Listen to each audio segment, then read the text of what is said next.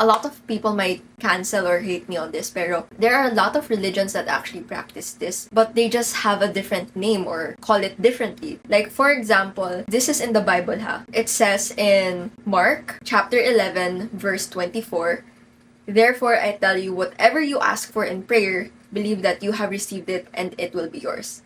It's the same with manifesting. Whatever you think, whatever you imagine, it's gonna be yours. And that's basically what manifesting is.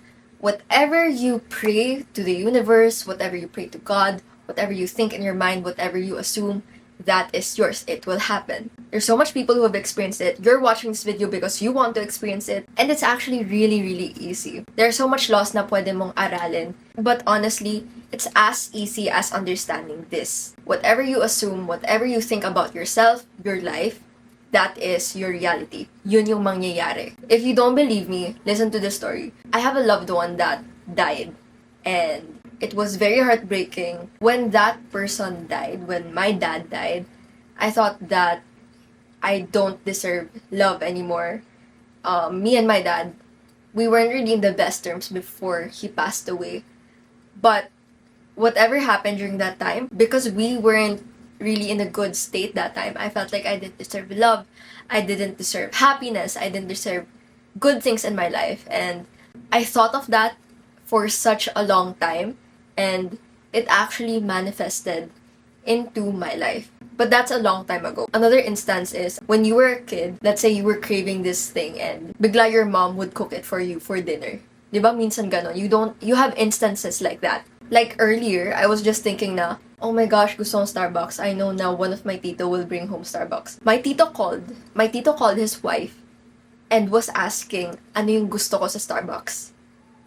Manifesting is really so easy and so fast. It's as easy as thinking about it. When my dad died, going back to that story, the way that I overcame through it, I was in such a depressive state. And what I was attracting was just negative things, negative experiences, negative people. It's basically my thoughts mirroring my reality. It's the same with you. Whatever you're thinking, it's mirroring your reality. That's why when you see happy people, you'll rarely see them sad. Kasi what they're attracting is happiness, love, authentic, genuine love, partners. Kasi that's how they see themselves. That's why when you watch TikTok videos, that's why when you watch YouTube videos about self-care, people are always saying, self-love always goes first. Self-love dapat ang mauna. Because that's how you're gonna be manifesting other people. Whatever your thoughts is basically your reality. There's a science behind manifestation, law of attraction, energy and frequency. A lot that I can talk about. You can let me know in the comments if you want a video about that. But going back to the story, the way that I got out of it was during the pandemic. I was in a really depressive state. I even fought with a family member. And in my head, sabi ko, ayoko na. Ayoko na ng ganitong buhay. Ayoko na. Pagod na ako. That's when it clicked na I can't wish or hope for a new future if I keep on doing the same things. Let me repeat that. I can't pray or hope for a new future if I keep on repeating the same things, the same habits, the same thoughts. And that's the time na I actually stumbled upon manifestation and law of attraction, all that stuff. This will make sense. Growing up, I had very strict parents and family, and during the pandemic, syempre lockdown, everything, and when it was almost okay na, my parents or my family was really strict, but it was my partner's or my boyfriend's birthday. And the chances of me getting to visit him for his birthday, kahit just a few seconds or a few minutes, was super thin. Like, imposible talaga. Kasi, number one, I can't do Grab kasi I'm scared. And number two, I don't have money for Grab. The only option was basically ihatid ako. I don't know how to do that. Kasi nga, with strict parents, especially Filipino, diba? Sobrang strict, and I don't know how I would go to him or even get him a gift. Kasi nga, I was really broke. So, I stumbled upon this manifestation video. I did every manifestation technique. 369, pillow method, meditation in the morning, visualization, diary, journaling. Lahat, I did everything. And sabi ko, you know what? I'm just gonna test this out. Kasi I don't have nothing to lose. I have nothing to lose, diba? I was just thinking, okay, if it doesn't work, okay, this shit is fake. But if it does work, then that just proves it. Kasi I was literally consistent with everything. Gusto ko talaga siya makita eh. I did that consistently, practice it to the T. If may bawal akong gawin, I wouldn't do it. That's how much I did it. I was like talking to water. I was like visualizing, meditating in the shower. Ganun kalala. But it was for a reason. I really wanted to see him, diba? I was doing this for almost 1-2 months. When it was like a few days before his birthday, that was the time na parang I was praying. Parang this is the day I feel like this is the right time to ask my family if pwede ba akong ihatid to his place. So, when I talked to them, thinking or assuming in my head na they'll say yes, even though I was scared as fuck. And I was so surprised kasi they said yes. Hindi sila nagalit. And I got to spend like a few hours with him on his birthday. That was my clicking moment na manifestation is real. All the techniques are real. So, how do you actually do it? The way to do it is you actually have to think of a specific goal that you have. It doesn't have to be realistic. Let's say you have 0 pesos right now. You can manifest 1 million pesos. It's that easy. The reason why it's hard for other people is they don't believe na mangyayari yon. Like, if you have that little feeling in your body or even that thought na you can't achieve it, then it will dominate every other thought na you have. And that's the reality. Di mo makukuha. Let's say you have that kind of circumstance, diba? May ganon kang situation. What you're gonna be doing is, you're gonna be manifesting, diba? You're gonna be setting a goal. Pero that goal could be something na you feel like kaya mo, but it's a bit bigger. For me, going to my boyfriend at that time was something that's doable. Pero it kind of seemed out of reach, diba? So for you, for example, so let's say magbe-birthday ka na nga, ang minamanifest mo and feeling mo kaya bilihin ng parents mo is yung bagong iPhone. Kasi nga, yung iPhone mo, let's say, 5 years old na. So you're manifesting it. If this is your first time, I would suggest the 369 method. So the 369 method is basically, you have to write this sentence 3 times in the morning, 6 times in the afternoon, 9 times at night. You have to write, I am so thankful that, tapos yung pinapray mo, yung goal mo, or yung desire mo. So let's say, I am so thankful that my mom gave me an iPhone 16 Pro for my 18th birthday. So very specific, kailan mo makukuha, ano yung makukuha mo. Be very specific. Write that down. 3 times in the morning, 6 times in the afternoon, 9 times at night. So ano ba yung science nito? Honestly, this is just a technique. What you're really trying to do is trying to engrave it sa brain mo na, like, yo, hello. Like, wag mong isipin na hindi to totoo. Ito totoo, to. Ito yung mangyayari to. Alam mo yung mga delulu na sinasabi nila. And then magugulat ka na lang na they actually get what they want. Ganon ka. You have to be delusional. And I don't care if people will parang mangasar sa'yo, if they're gonna judge you.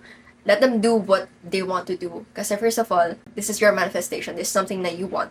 You can't let other people stop you if this is what you really want.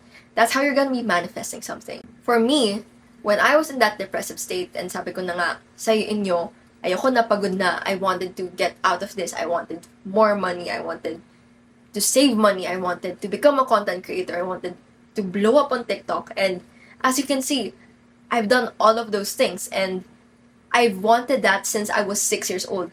When I was 6 years old, I was like, di ko to kaya. We don't have a camera. I don't have a laptop. I don't know how to video edit. I don't have the confidence. Iaasar ako. They're gonna be bullying me. So much doubt. And that was my thoughts. And because of that thought, parang that was my reality. When I was like, ayoko na, I wanted things to change. One of the first things na I did was program or reprogram my thoughts, my beliefs. Sinasabi ko, okay, first of all, bakit ba feeling ko na hindi ko kaya? And then I would list down. Feeling ko di ko kaya kasi wala akong camera. Number 2, wala akong maayos na laptop. Number 3, a lot of people are doing it na and baka it's too late for me to become a content creator. Those were my reasons on why I felt like that. The next thing is list down the reasons why it's not true. So, number 1. So, bakit hindi true yung belief na to? Bakit hindi true yung nararamdaman ko? Number 1, people were getting viral because they were just using their phones. Number 2, people who had 0 followers, 0 subscribers, are growing their account to 100k subscribers in less than a year. And then, it would combat my limiting beliefs. Parang maisip ko na lang, oh nga no, if ito yung reality, then why couldn't I do it? Those were like some of my motivation rin to parang push through. What you want to do rin is parang find what your limiting belief is and then combat it. Next, you can't just keep on thinking and thinking and thinking. This is wrong. Let's say overweight ka ngayon and then you're like, sana pumayat ako, sana pumayat ako. Tapos iniisip mo, ang payat ko na, ang payat ko na, ang payat ko na. Di pwedeng ganon. Of course, you have to take action. People think na manifesting is just like, poof, magic, andyan na yung hinihiling mo. Hindi. When you're manifesting something, the universe does everything in its power for you to basically receive it. Let's go back to that example na you're praying na sana magkaroon ako ng iPhone for my birthday. Your mom, hindi siya yung poof, iPhone. You're gonna wonder how she got it. She worked hard, she did that, la la la la la. She worked hard, kaya siya nagkapera to buy an iPhone. So if you're manifesting, let's say, gusto kong pumayat, the universe will basically do everything in its power para pumayat ka. Minsan, your TikTok For You page will just show you people working out, running, marathons, right? And that's just like a sign from the universe. Like, okay, these are like some of the things that you can do para pumayat, para you can get what you want. You just sometimes have to be aware na, ito na yung binibigay sa ng universe. Hindi pwede yung pagising mo, boom, 50 pounds, wala na. Hindi siya ganun. Another example, this was for me. I wanted to manifest like 50,000 pesos. What the universe did to me, I was like, I don't know how I'm gonna get 50,000 pesos, but I'm gonna be manifesting for it. So, ang binigay sa akin ni universe na sagot was this career, this job choice. And I took it. I was like, I don't know what to do here. This is my first time. I literally spent all my money on a course that I didn't know was gonna work, but I put all my effort into it. And as soon as I finished that course, I got to achieve my first 50,000 pesos. Like, I got to save my first 50,000 pesos. The universe works in weird ways, but you just have to trust it, which leads me to the next point. You have to trust and detach. The best way to explain this is, let's say yung universe is the restaurant, right? So, you walk into the restaurant, and then, mag-order ka. Hi, gusto ko po ng steak and fries. Okay, let's say in-order mo yon. Hindi ka magda-doubt na, hala baka di dumating yung order ko, hala baka masyadong malaki yung order ko. Diba, you're not in that restaurant worrying kung dadating ba order mo. You just know na dadating siya. You just have to sit there. Basta you just have to like, know na your order's coming, right? You just have to wait for it. Kasi you ordered it. That's what you do in the restaurant. It's the same with the universe. So, if you're gonna be like asking na, okay, gusto kong 50,000 pesos, hindi ka parang magiging clingy or you're not gonna be like doubtful na hindi siya dadating. And hindi pwede yung tanong ka ng tanong every 5 minutes sa waiter na, asan na yung order ko, asan na yung order ko, asan na yung order ko. Siyempre, it takes time. Iluluto pa yung steak, iluluto pa yung fries, they're gonna make sure it's good, they're gonna make sure na tama yung order mo, right? Know that it's coming and just wait for it. Detach from it. Okay? Huwag mo na siyang isipin.